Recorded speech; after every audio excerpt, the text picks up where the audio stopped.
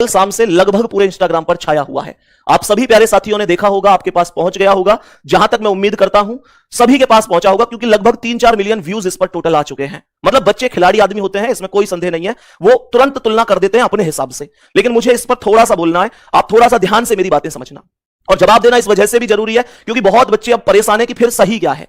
देखो, अभी मैंने क्वेश्चन बोला कि भाई नौसेना का संबंध शिप से है, तो सवाल कहता है कि थल सेना का संबंध किससे होगा। मेरे प्यारे साथियों, कल मैंने ये क्वेश्चन कराया था, कल की क्लास का छठा क्वेश्चन था जब मैं आपको एनालॉजी करा रहा था।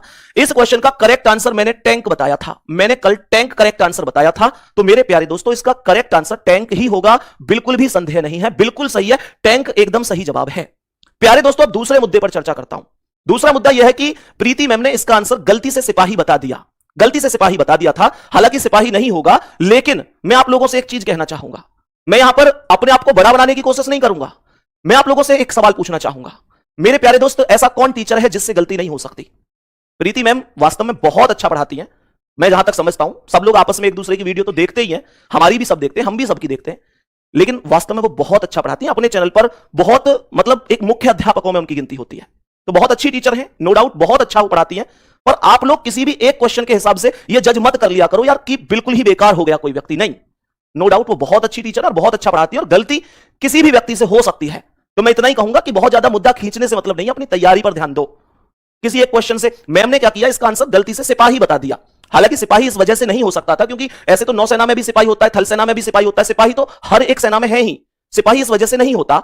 तो इस प्रश्न का जो करेक्ट आंसर था वो टैंक की वजह से था, क्योंकि यहां पर एक साधन की बात हुई थी कि भाई नौसेना किस चीज का प्रयोग करती है, तो शिप का प्रयोग करती है ना। तो थल सेना प्रयोग करती है टैंक का, तो यहां पर टैंक करेक्ट था। लेकिन गुड्डा, आप सभी से मैं इतना कहूंगा कि अपने एग्जाम पर ध्यान दो। ये मैम ने आज मान के चलो, मैम से क्वेश्चन गलत हो गया, हमारा सही हो गया, कल को ऐसा भी तो हो सकता है कि मुझसे कोई क्वेश्चन गलत हो जाए। भाई कोई आदमी कंप्यूटर नहीं है, कोई आदमी भगवान नहीं है।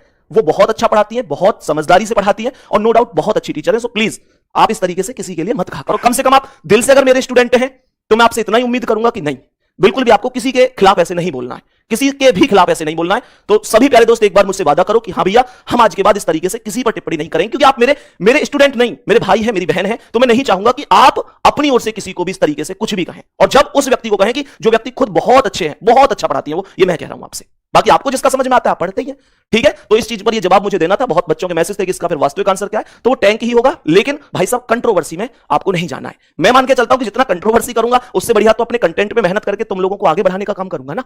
तो कंट्रोवर्सी नहीं करनी है। नेक्स्ट क्वेश्चन पे आओ।